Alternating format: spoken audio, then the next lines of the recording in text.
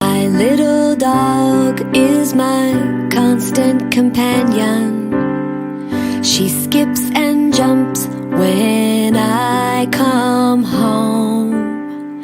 My little dog is an angel sent from heaven. She comes running down the mountain next to me.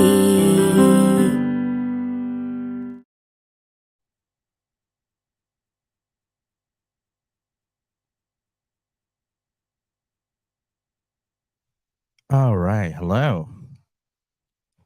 I can't hear myself. All right. Hi, guys. So thank you for tuning in. If you're watching this live, well, if you are listening to this on your favorite podcast streaming platform, welcome. Welcome to the show.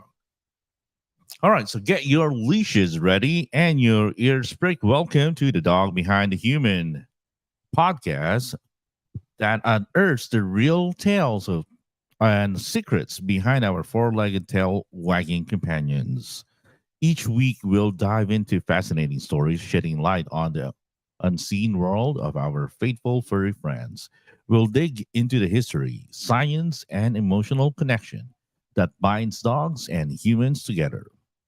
So, whether you're a dog parent, an animal lover, or just curious about the canine kind, this is the Backstage Pass to understanding the wonderful, wacky, and fantastic world of dogs.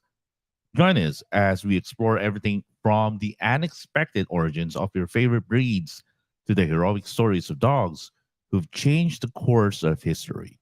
We'll venture into the dog psychology and even get some expert advice on training, nutrition, and well being, making sure your pooch is in their prime.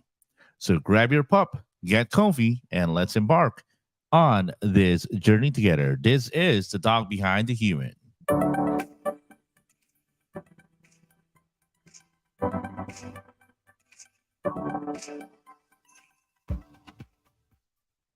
All right, so this is episode 2 from this is actually our third season, okay, doing the podcast. So we've been doing this for quite a while now, and a lot of changes has been happening because we need to adopt. And one thing that we've noticed is our listeners has gone up in some areas, but also we lost a few areas in the Philippines that they probably stopped listening to podcasts. Well, again, you know what they say about the new normal. I think it's actually going back, and I've been asking around. Same thing with other podcasters and other information that we are getting from our community. It just seems that because the COVID-19 restrictions has been lifted, so the lifestyle is sort of like trying to revert back into pre-pandemic periods. But of course, there are some good things that has, uh, well, probably I would say good things that has happened. Okay, like the internet connection. I think our internet connection is so much better now. Maybe because there was a spike really in the use of the internet, especially during the pandemic season. And there's actually a lot of podcasters rather now, and everybody's just trying to join the game. Right. All right. So we actually have a letter sender here from one of our listeners, and each week we'll be reading one of those letters. So just in case you're interested in sending in your letter to the show, we'll read that on air and then give our expert advice. And of course, we just want to hear the stories behind those dogs. Okay. So behind those humans. Okay. So that's why the show of the names the title of the show or the podcast is The Dog Behind the Human. So that's very important for us. We want to know about those stories, okay, about your dogs and your, well, the listeners and those heroic acts, okay. Because I think every dog is a hero. So sabi nila, um, yun dogs, right? We actually lose stress. They are distressors. They give us hope. They do a lot of stuff that we probably are not aware of, right? So in the background, so they are always there, and we want to hear those stories. All right, so let's first head on to our first segment, which is Ask the Coach, wherein we read your letter.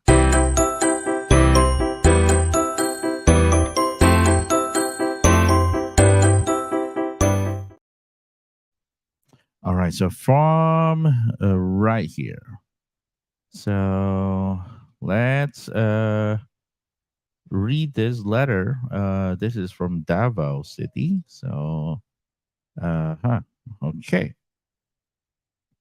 Warm greetings from Davao City. I'm Michelle, an avid fan of your podcast.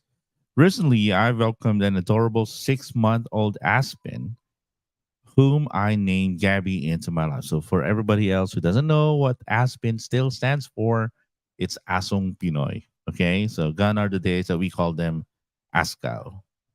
Right? But again, we have a football team. Anyway, coming back to the letter, it's my first time being a dog owner, and Gabby, with her boundless energy and curious nature, is always bringing a new level of excitement into my world. While owning Gabby has brought a lot of happiness, being first time dog owner, it is a bit daunting. I am constantly questioning if I'm doing the right things for her.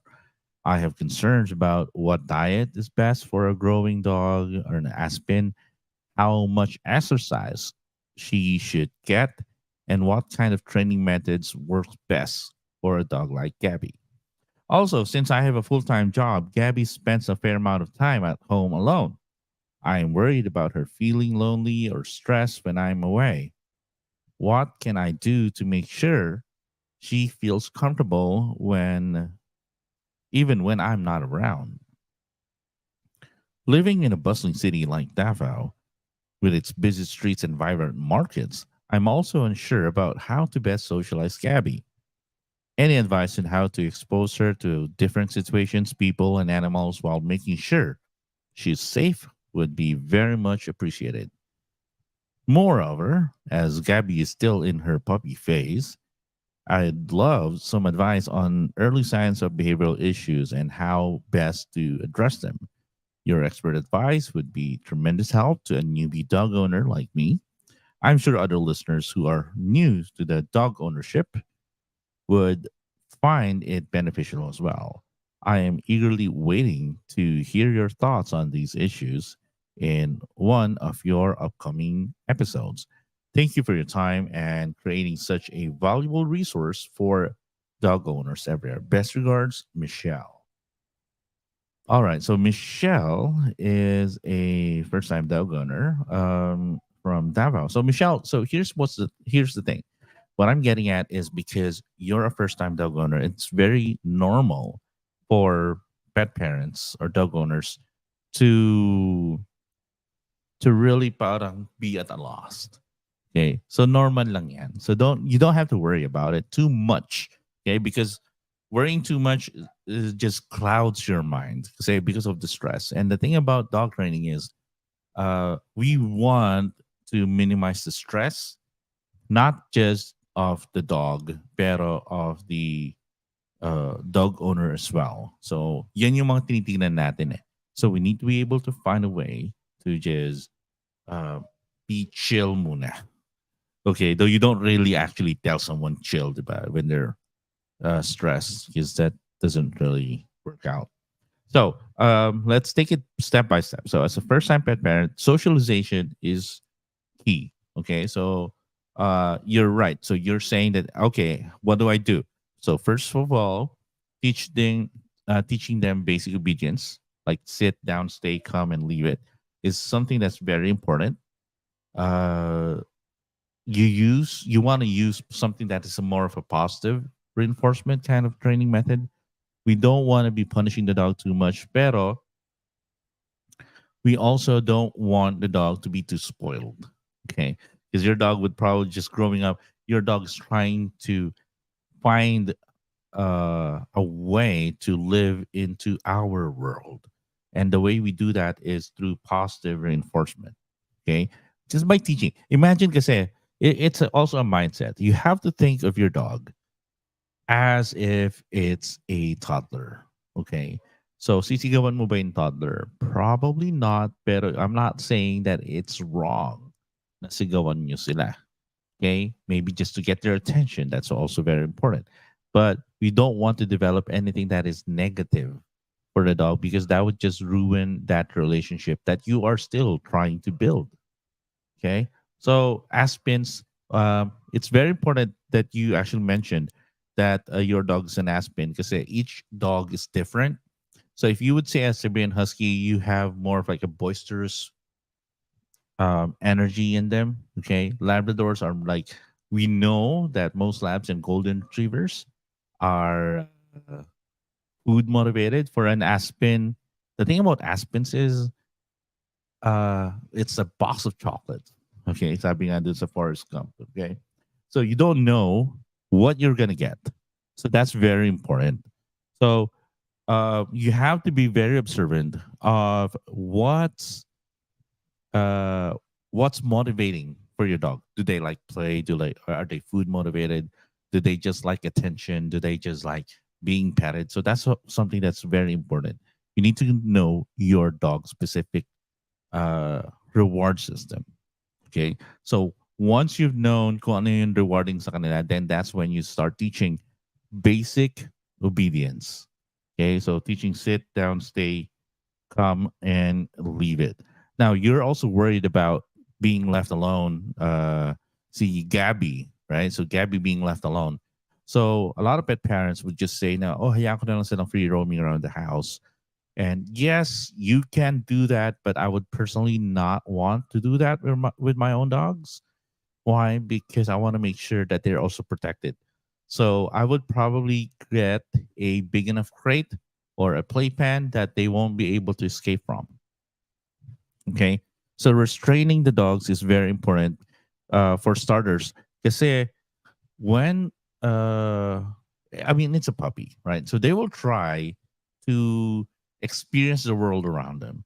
So they might try to chew on your slipper. They might try to chew on the new rug that you probably just bought, or probably uh, like what happened to my dog way back. She decided to read medical books, and because she couldn't read, she just ended up like chewing everything, and I had to pay for that. So medical books are not really cheap, actually. All right, so there. So you need to find a way to confine them. It's yeah, kasi meron mga ibang pet parents na sinasabi nila, I don't want to confine my dog. But it's not going to be forever. It's only during those training periods. All right. And then in terms of socialization, just go through areas in Davao. I've never been in Davao, pero I would love to visit Davao soon. Yeah, I hear it's a beautiful place and peaceful Dao. So I'm just really curious. But anyway, what you want to do is go to a place, maybe a park somewhere na wala masyadong ibang aso, or maybe there's just a few people muna, less stress, less traffic before you actually work your way out into more busier places. So that's the thing. So if you were here in Metro Manila, okay, a lot of people go through like BGC at High Street to socialize their dog. I don't think that's the best place to take your dog when you're trying to train them. Okay, dapat you only go there when you already have a trained dog.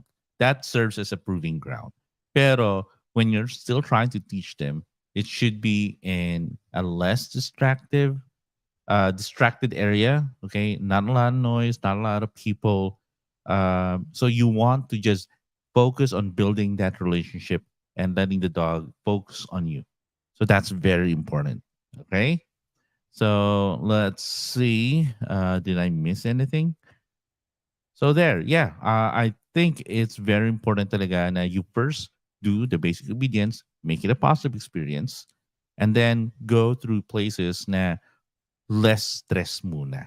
Okay? You can just even do this, and everybody who's listening to the podcast, you can even do this just outside your home. Marami kasi they would just go around the village, go around the village, and then they would do that.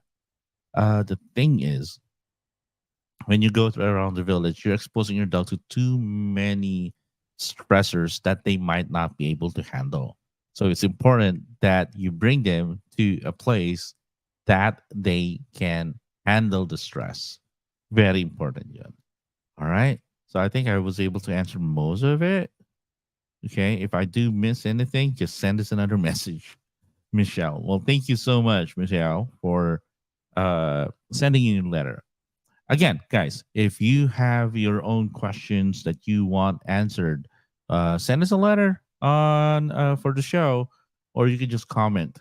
Okay, and just like I think we have a comment from one of our viewers right now, so I'll just put this in.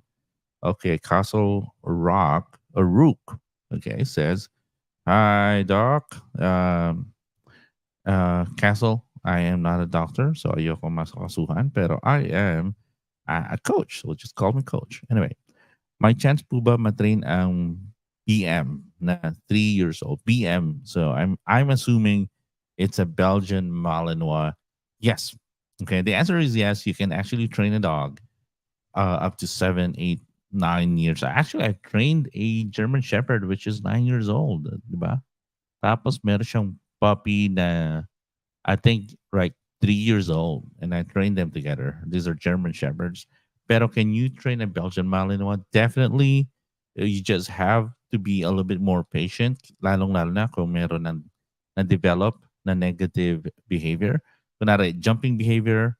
So that is fixable, pero it might take longer rather than just working with a puppy. Okay? So, ganun kasi talaga yan. And then, kung meron pang mga ibang behaviors like meron pang biting, meron ng reactivity, or even aggression, then we might have to take uh, a longer training period to try to address that. Pero yun guys, you can train any dog at any age. You just have to be a little bit more patient. And of course, kung meron ng problem yung dog, you have to be extra careful. Lalong-lalo na if a dog has not been properly socialized. So usually yung training program namin, at least what I can say is we usually see results between 4 to 5 weeks up to 6 or 7. Okay, kung extended. Yun na yung mga exceptional dogs. And of course, that works because if they follow my system.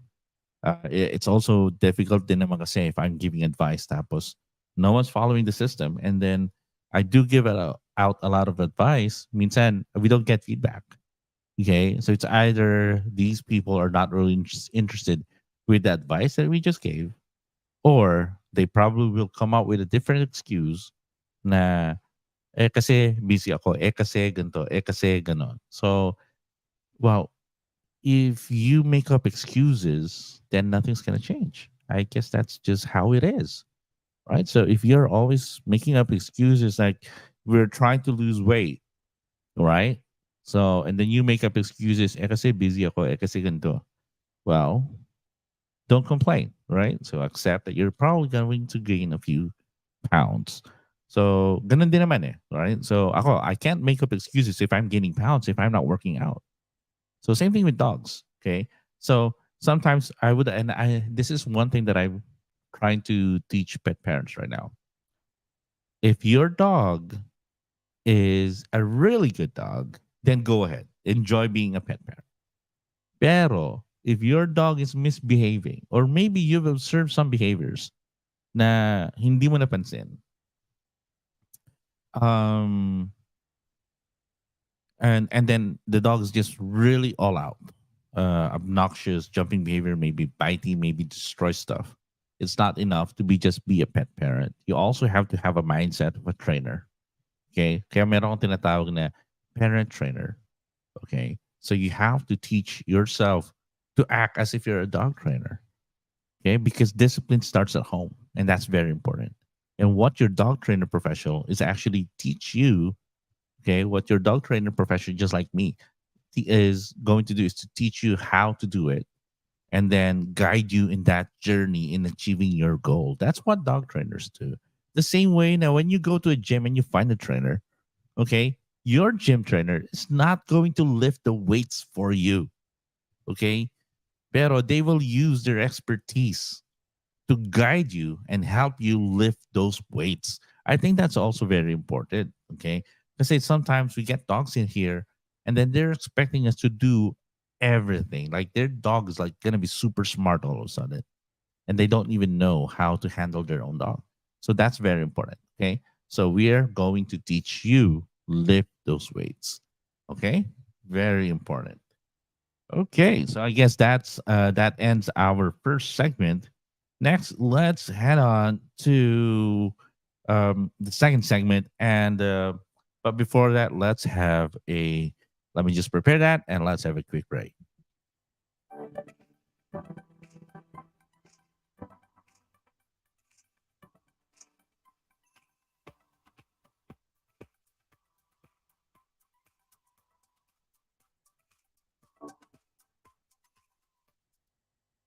All right, welcome back to the podcast. You're listening to The Dog Behind the Human with me, your host, Dog Coach Francis.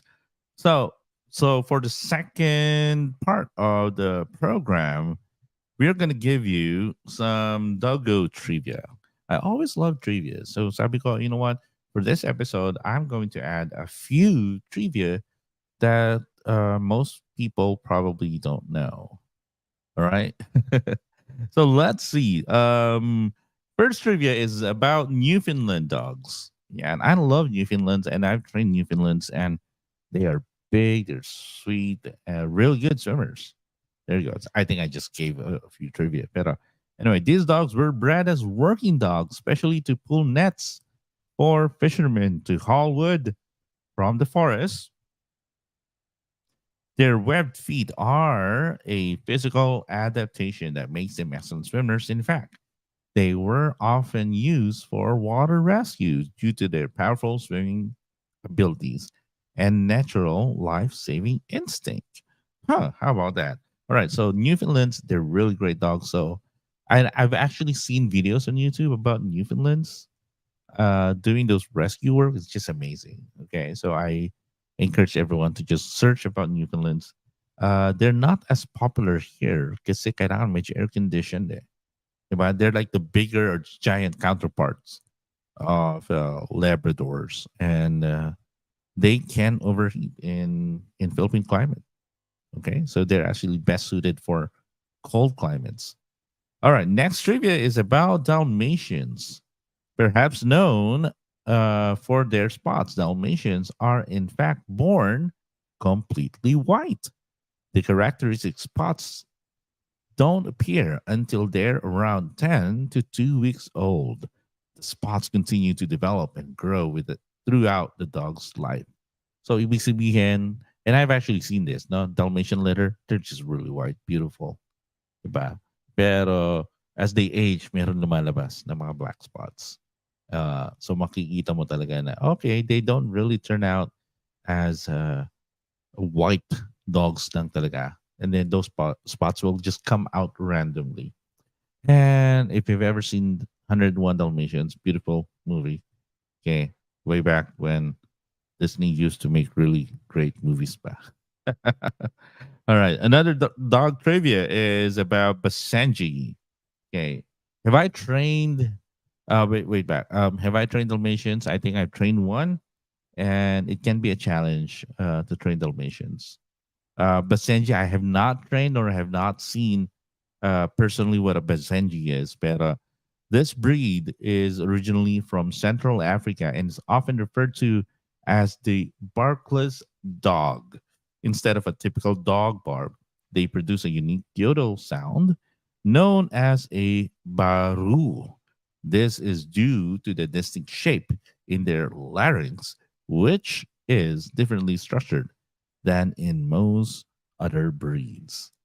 There you go. You know what? Basenji is considered one of the oldest dog breed. So, okay. So, yan. And I don't know if you'd ever be able to train a Basenji, but that would be really interesting to see a uh, a Basenji yodel. Diba? Kasi they don't really bark. So, paano yan? All right. So dogs and time perception. Okay. So I like this trivia. Research suggests that dogs have a sense of time. Oh, really? And can predict future events such as regular walks. Okay. Their excitement levels increase as the time for their routine activities approaches. Dogs can also miss their owners when they are gone for long hours, suggesting an understanding of the passage of time. So I guess that's it. Yeah. So per se, like time, like they know like what is midnight, what is noon or morning. They don't know that. Pero meron silang perception of time like, hey, it's feeding time, right? Or mommy time, or playtime, or potty time. So I guess it's really more of like bio clock, right? So yeah, real interesting. Okay, greyhounds. Oh, have I trained greyhounds? Yes. Beautiful dog, really quick, and they're also very quiet. Well, I have a sighthound myself. So, her name is Stitch. Okay, and Stitch is a beautiful whippet. They have this really beautiful, slender body, and you would know that they're really meant for speed. These dogs are famously fast, capable of outrunning a horse in a sprint. Their lean bodies, deep chests, and long, powerful legs allow them to reach speeds up to 45 miles per hour, making them one of the fastest dog breeds.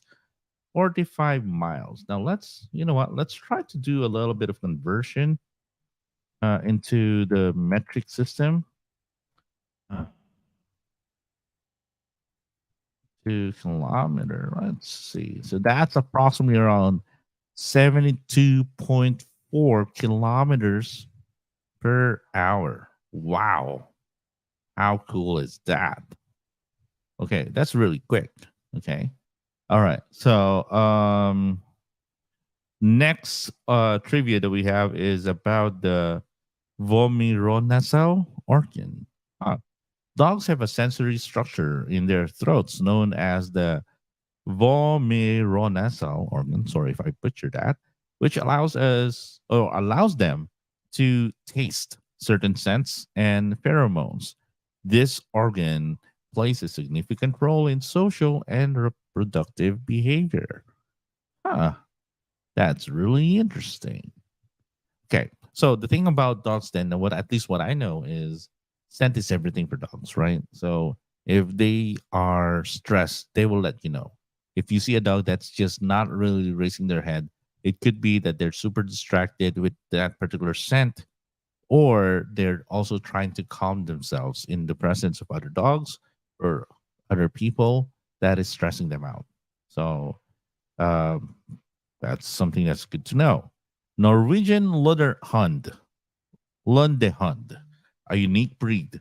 The Lundy Hand has 6 toes on each foot, two more than the usual canine, which originally helped them climb cliffs and hunt puffins in their native country, Norway. Lundehund. Oh, no. Norwegian Lundehund.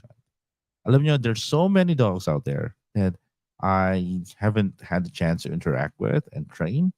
And it's just always fascinating when we meet some rare dog breed. So meron bang rare dog breed ngayon na naka-enroll sa school? No, because most of the dogs that we have right now are the regular dog breeds like golden retrievers. We have Alaskan Malamutes. We have the Shih Tzus, right? So the regular dog breeds. Pero uh, really cool. You know what? There's so much things that you have to learn from dogs that even as a professional for more than a decade, I just can't get enough of. All right. Well, moving on, medical detection. Okay, dogs have an exceptional sense of smell, so much that they can even detect diseases such as cancer and diabetes. These are dogs specially trained as medical alert dogs who can sense their owner's blood sugar is dangerously low or if certain types of cancer are present. All right, so this is something that we would want to happen, and pretty soon, hopefully, we can start training medical detection dogs in the next year or two as we move to the bigger facility in Lipa, and I'm just super excited. Just in case you're new to the show, we have a new facility that's being built in Lipa, Batangas. So the Lipaweños, hello. The Batangueños, hello. We'll be joining you soon with our new facility, and we're just super excited. All right. So I think we've had enough trivia. And now let's just go on to the third segment of the podcast wherein we give out our reactions. Okay. So if you're watching this live, or maybe you're doing this as a, uh, you just come happen to catch this on a later time, at least the stream, um, there is actually a man, okay, that has gone viral, wherein this man is actually, and I'm already posting it on our live stream, that this man spends so much money, okay, and dresses up as a collie.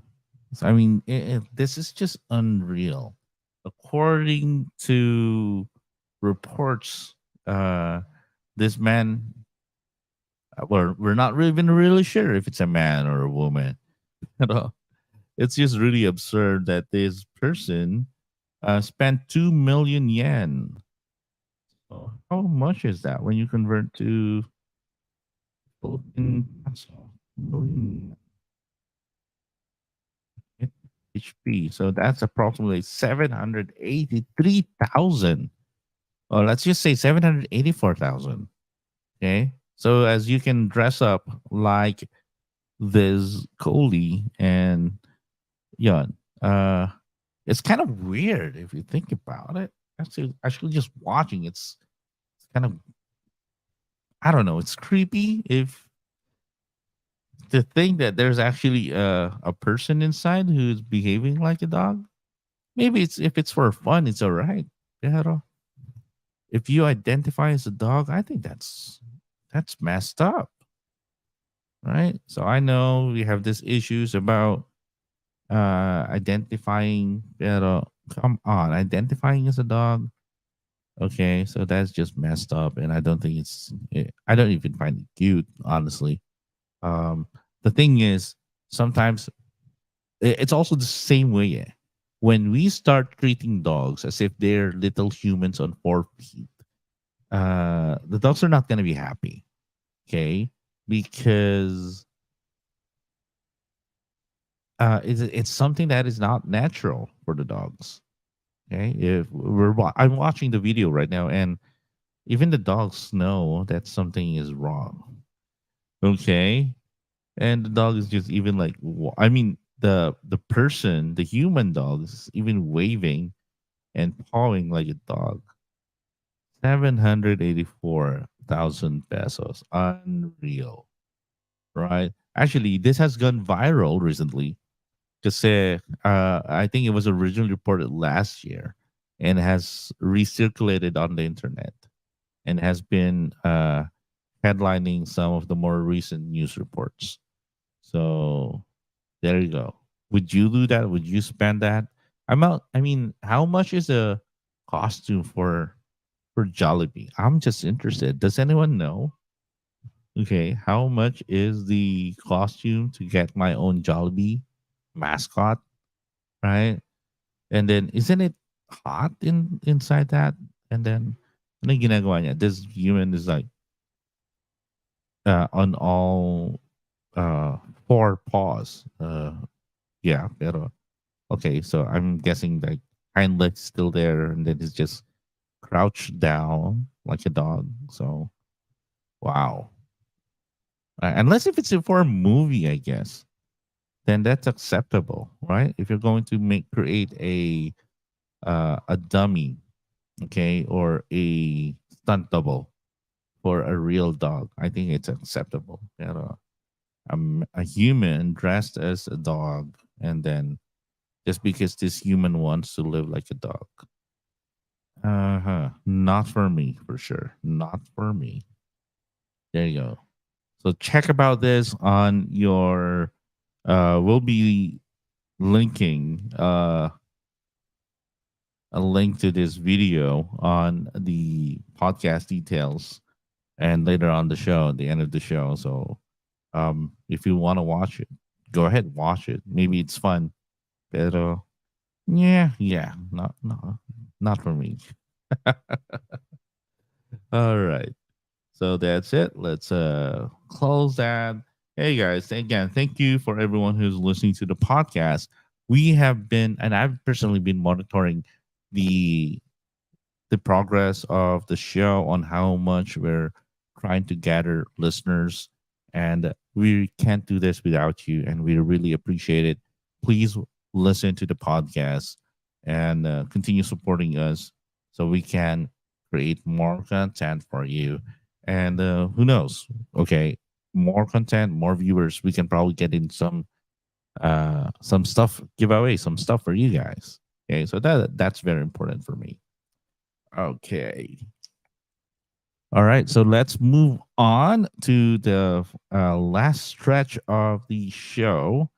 Um, if you guys are also interested in joining me for a podcast for a live recording, again, send us a message. We would love to hear from you and talk to you live on air or even pre-recorded. Okay, send in your questions, even if it's a live video, and we will answer your questions. Okay, so just a few announcements. Dog Coach Francis is available if you're interested in getting our professional opinion in terms of behavior problems for your dog. If you want your dog to be enrolled in one of our programs, all you have to do is get in touch with us through our socials. That's on Instagram, Facebook. So all you have to do is messages or direct message on Instagram and private message on Facebook. And then please click the link that will be sent to you and then fill in your details. And we'll have someone get in touch with you regarding how we can schedule a behavior consult and then help you in trying to resolve your dog's behavioral problems. All right, so that's it for me. I will see you next time on the next episode of The Dog Behind the Human. This is Dog Coach Francis. And before I go, I'd like to impart a few wisdom on you about dog training. All right. Training a dog is less about command and control, more about communication and understanding. Listen with your heart, guide with patience, and remember that respect is a two-way street. Treat your dog not just as a pet, but as a partner in life. The bond of friendship is stronger than the leash. Again, this is Dog Coach Francis. Keep healthy, keep safe, and don't forget to pet your dog. I will see you on the next one.